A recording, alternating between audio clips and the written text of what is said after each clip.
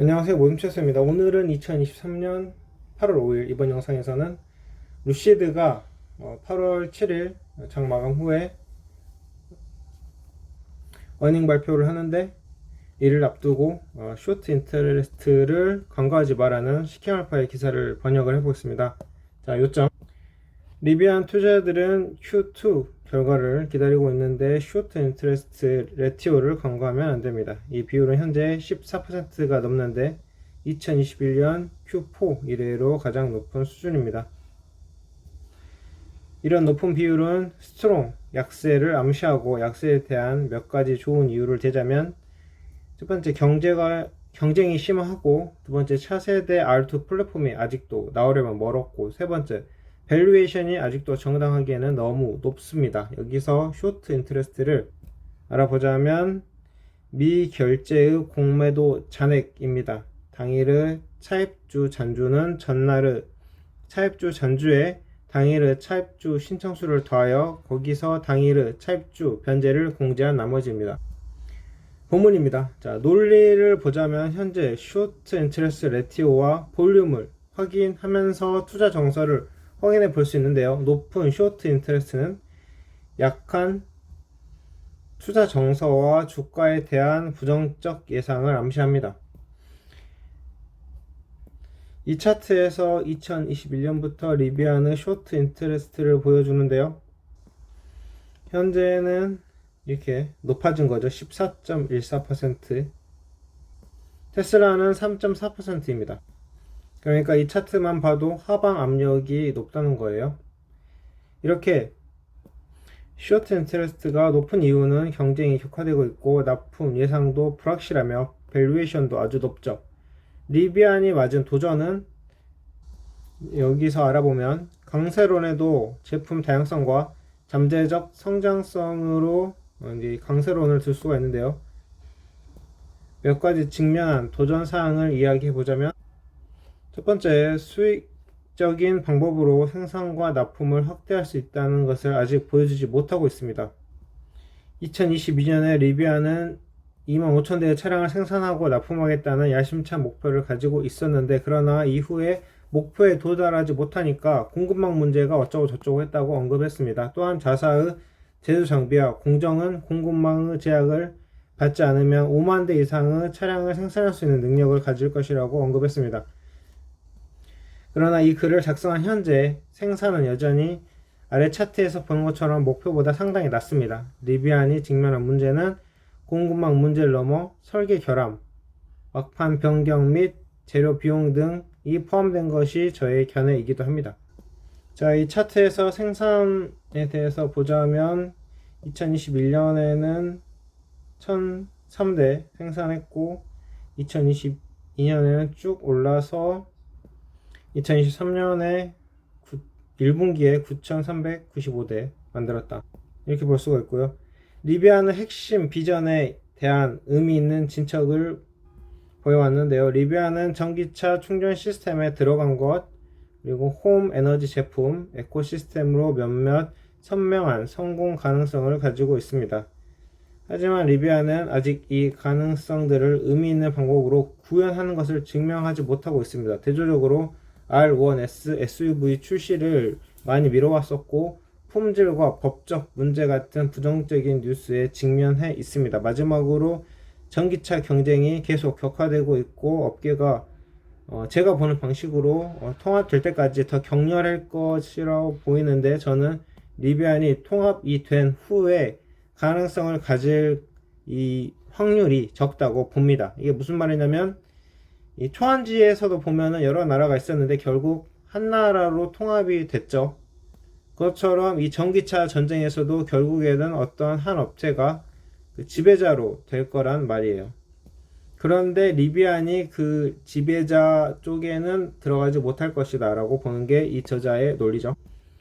전기차 시장의 경쟁은 현재 포드나 GM과 같은 미국 회사, 그리고 니오와 샤오펑, BYD 같은 해외 회사, 그리고 테슬라를 들 수 있죠. 이 회사들이 지배하고 있는데, 리비안은 서브 섹터인데 트럭 라인에서도 경쟁이 충분히 심합니다. 예로 사이버트럭, 포드 F150 라이트닝, GM, 허머 EV 등을 들 수 있죠. 이 대기업들은 브랜드 인지도, 고객 기반, 납품 네트워크 등으로 리비안을 뛰어넘는 다양한 이점을 가지고 있습니다. 그리고 밸류에이션이 너무 높습니다. 새로운 전기차 기술을 개발하는 것과 경쟁자들을 앞서는데 돈이 많이 든다는 것은 의심할 여지가 없는데요. 그 다음에 지속적인 투자도 필요합니다. 리비안의 비즈니스는 아직 수익이 나지 않았고 현재 연방 세금 공제에 리비안이 들어가 있는데 이는 더 나쁜 일이 될 수 있습니다. 수익이 없기 때문에 P 또는 주가 현금 흐름과 같은 일반적인 수익 지표가 의미가 없습니다.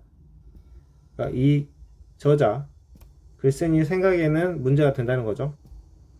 현재 주가와 탑라인 밸류에이션 지표에서도 주식은 여전히 비싸게 평가됩니다. 여기에 약간의 배경이 있는데요. 2022년 리비안의 IPO 당시 주가는 172달러까지 치솟았고 시가총액은 1300억 달러가 넘었습니다. 이러한 가격 수준은 60배 이상의 PS 비율로 해석됩니다.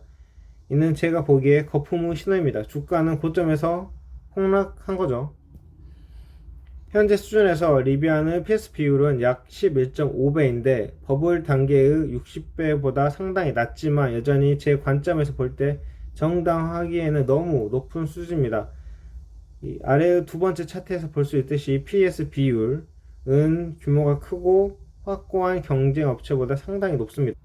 자, 여기 차트를 보면은 리비안, 테슬라, 니오, 포드 있는데 리비안이 11.44, 테슬라가 8.99, 니오가 3.45, 포드가 0.31. 그러니까 리비안이 엄청 높은 걸 볼 수 있죠. 상방 위험 및 이 글쓴이의 최종 생각. 저는 지금까지 리비안의 하방 위험에 집중해 왔는데요. 여기서 리비안이 다른 전기차 회사와 차별되는 몇 가지 요소를 지적하고 싶습니다. 첫째, 리비안의 틈새 시장은 전기 트럭과 SUV에 중점을 둡니다. 밀집된 전기차 시장과 차별해 수요가 많고 공급이 적은 세그먼트를 공략하는 것이 현명한 전략입니다. 미국 에너지부에 따르면 소형 SUV가 2010년 47%에서 2020년 72%로 증가했습니다. 그러나 이러한 유형의 차량에 사용할 수 있는 전기 옵션은 거의 없습니다. 제조업체는 세단, 해치백 또는 크로스오버에 중점을 둡니다. 리비안은 프리미엄 기능, 성능 및 디자인을 제공하는 주력 제품인 R1T 픽업 트럭과 R1 SUV로 이러한 격차를 메우는 것을 목표로 합니다. R1T는 최대 400마일의 주행 범위를 갖고 11,000파운드 견인 용량, 시작 가격은 67,500달러입니다. R1S는 비슷한 주행 범위를 가지고 7명의 승객이 탈 수 있고 시작 가격은 7만 달러입니다. 둘째, 리비안은 모험과 럭셔리를 원하는 고객에게 어필할 수 있는 프리미엄 기능, 성능 및 디자인을 제공함으로써 더욱 차별화를 지향합니다. 리비안은 또한 장거리 주행, 고속 충전, 고출력을 가능하게 하는 모듈식 확장형 아키텍처로 업계 최고 배터리 기술을 보유하고 있다고 주장합니다. 배터리 기술은 리비안이 목표라는 프리미엄 기능과 성능의 핵심 요소입니다. 성공적인 전략의 표시로 두 플래그십 차량 모두 비평가와 고객들로부터 긍정적인 평가를 받았으며 처음 출시됐을 때 55,000대 이상의 사전 주문을 받았습니다. 셋째, 리비안은 아마존 및 포드와 같은 대기업으로부터 강력한 지원을 받고 있습니다. 배송 차량을 친환경화하기 위해서 아마존과 계약을 체결했고 아마존의 투자 및 주문을 통해 리비안은 안정적인 수익 및 노출 소스는 물론 아마존의 리소스 및 네트워크에 대한 액세스를 제공합니다.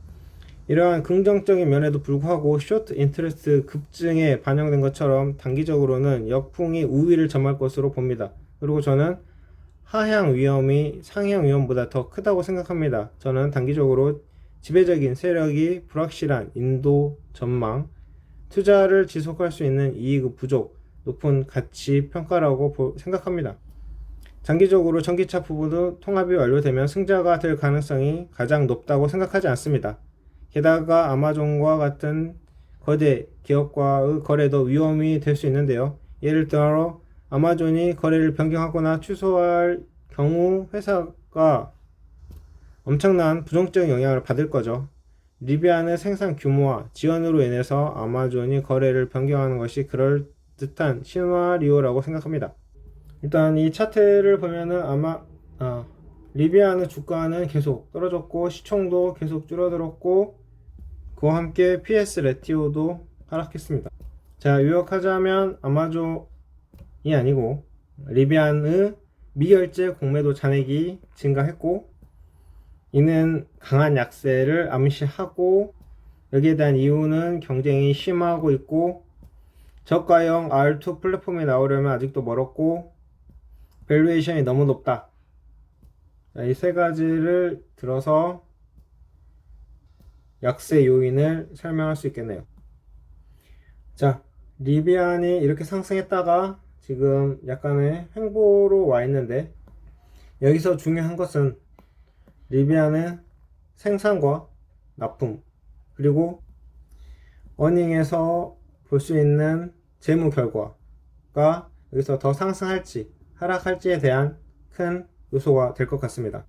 저는 개인적으로 미국 전기차 업체 중에서 이 신생업체 중에서는 테슬라 다음으로 리비안이 유망하다고 생각하고 있는데 주식은 이때 다 팔아가지고 현재 없습니다. 자, 일단 오늘은 여기까지 해서 약세 이론에 대해서 알아봤고 8월 7일에 어닝 결과를 기대하기로 하면서 이번 영상 마치겠습니다. 감사합니다.